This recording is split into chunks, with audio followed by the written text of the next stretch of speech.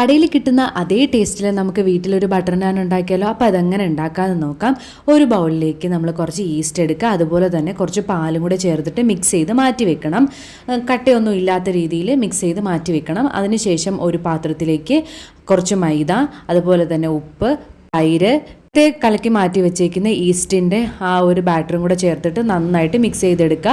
എത്ര വേണോ കുഴയ്ക്കാനുള്ള വെള്ളം അതും കൂടെ ചേർത്ത് മിക്സ് ചെയ്തെടുത്തിട്ട് കുറച്ച് സൺഫ്ലവർ ഓയിലും കൂടെ ചേർത്തിട്ട് നമുക്ക് ഒരു നനഞ്ഞ തുണി വെച്ചിട്ട് മാറ്റി വെക്കാം. എന്നിട്ട് ചെറിയ ബോൾസ് ആയിട്ട് ഇതേപോലെ ഉരുട്ടി മാറ്റി വെക്കാം. അതിനുശേഷം ഇതിൻ്റെ ഷേപ്പിൽ നമുക്കൊന്ന് പരത്തി എടുക്കണം.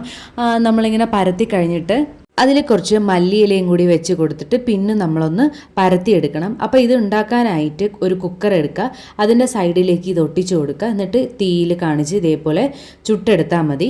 നമുക്ക് കടയിൽ കിട്ടുന്ന അതേ ടേസ്റ്റിൽ ബട്ടർ നാൻ കിട്ടും. അതിനുശേഷം കുറച്ച് ബട്ടറും കൂടെ ചേർത്ത് കഴിഞ്ഞാൽ ബട്ടർ നാൻ റെഡി ആയിട്ടുണ്ട്. അപ്പോൾ എല്ലാവരും വീട്ടിൽ ട്രൈ ചെയ്ത് നോക്കുക. അപ്പോൾ നെക്സ്റ്റ് വീഡിയോ വരുന്നവരേക്കും ചാനൽ സബ്സ്ക്രൈബ് ചെയ്ത് വെയിറ്റ് ചെയ്യുക. അതുവരേക്കും ബൈ ബൈ.